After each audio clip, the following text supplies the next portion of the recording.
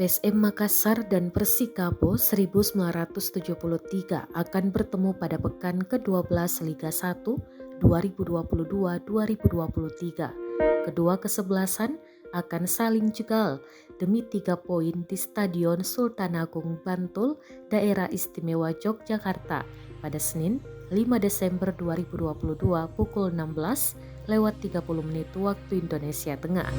PSM butuh 3 poin untuk mengambil alih puncak klasemen dari Borneo Samarinda FC.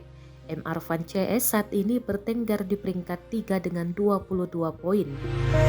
Sedangkan Persikabo 1973 berada di peringkat 7 klasemen dengan 19 poin.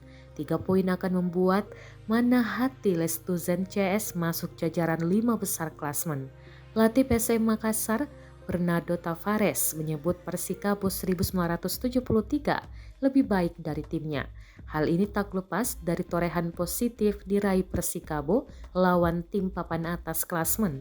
Skuad Laskar Pajajaran berhasil menaklukkan Borneo Samarinda FC dengan skor 3-2 pada pekan ke-8 Liga 1 2022-2023. Lalu menaklukkan Bali United di markasnya di Stadion Iwayan Dipta, Gianyar, Bali dengan skor 1-2 di pekan ke-11 Liga 1. Di sisi lain, PSM hanya mampu bermain imbang 1-1 di pertandingan terakhir lawan Persis Solo. Ditambah 3 pertemuan terakhir PSM dan Persikabo, Laskar Pinisi tidak pernah meraih kemenangan, 2 kali kalah dan sekali imbang.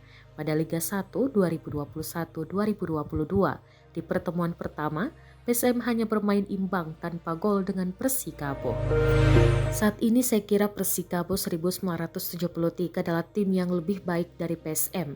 Sebut pelatih berkebangsaan Portugal ini saat pre-match press conference PSM versus Persikabo pada Minggu 4 Desember 2022. Tavares telah mempelajari skema permainan tim besutan Jajang Nurjaman. Laskar Pajajaran memiliki sejumlah skema permainan, akhir-akhir ini menggunakan skema 3-5-2. Ada pula skema alternatif dengan 4-1-3-2 serta 4-2-3-1.